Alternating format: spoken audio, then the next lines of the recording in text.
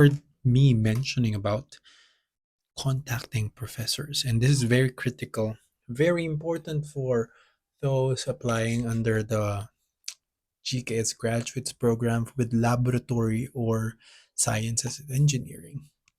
If you want to increase your chances, especially under the university track, it's important for you to contact professors just so you can, one, establish rapport, and then two, determine if it's possible for them to actually admit you to the laboratory once you got accepted for the scholarship, because that's an important factor, not required, not explicitly mentioned in the scholarship guidelines, but I think it's critical for you to know given the knowledge I learned from some of my friends here in South Korea.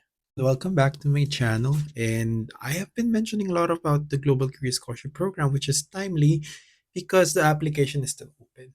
And this specific video is for those who want to contact professors, Korean professors here in South Korea.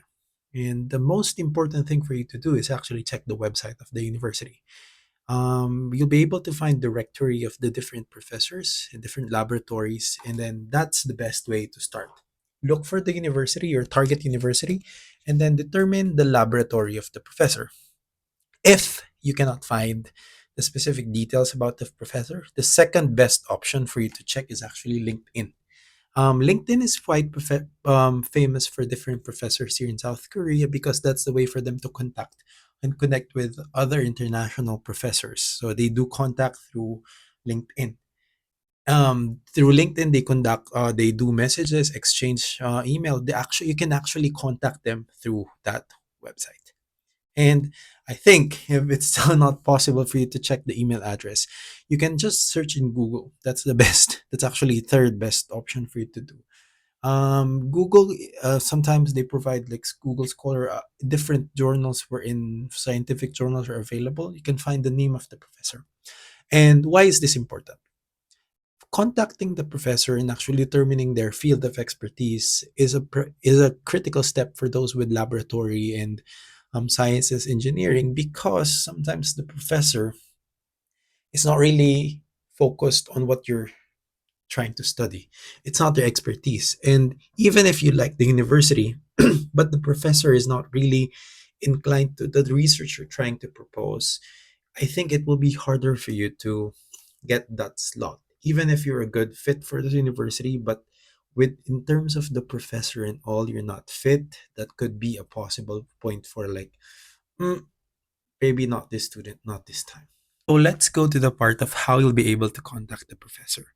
First, you'll draft an email addressed to the professor, and then you'll write there, of course, your name. What is the letter intended to do? It intends to contact and connect with the professor and inform him or her that you're actually applying for the Global Career Scholarship Program.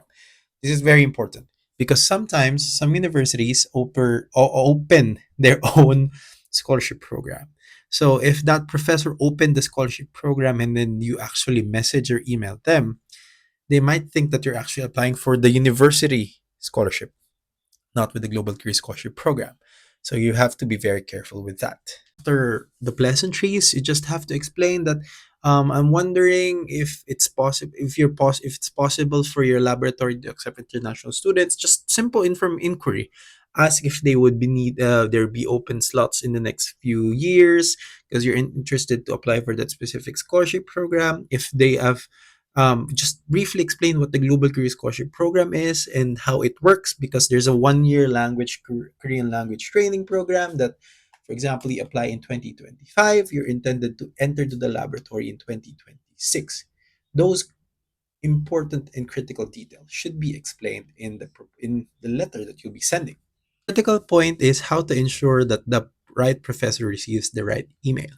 Again, I have mentioned three ways for you to determine the name and the email address and even the laboratory of the professor. If you cannot find any information about them, you can try contacting the Office of International Affairs of the university you're interested to, and then try to seek connections within the university. So, for example, if you cannot contact the professor, try contacting students, which are usually available in LinkedIn. For example, you just search a university, the name of the students are actually going to be showing up. And if they are connected or same major with you, probably they have contacted or coordinated with the same professor. And that's a good way to start. If there is no other way for you to contact the professor, I suggest trying to contact anyone from the university because that's the main way for you to be able to coordinate with anyone from that specific university, contacting the International Affairs Office. That's why it's easy. It's actually critical that you know how to write essays, you know how to write letters, paragraphs. Because, like, English is quite easy when it's spoken, but sometimes when you write it, there are different ways to, sometimes they would misunderstood, or like it's the message is lost. That's why it's important for you to know how to do these things and be able to convey yourself, your thoughts, your what's in your mind in the best way possible. And actually, that's the end of it.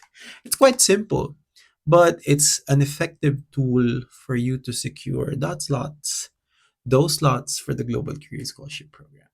And if you have questions, the comment section is open. Please like and subscribe and share this video to whoever you think would need to know about this. Bye bye.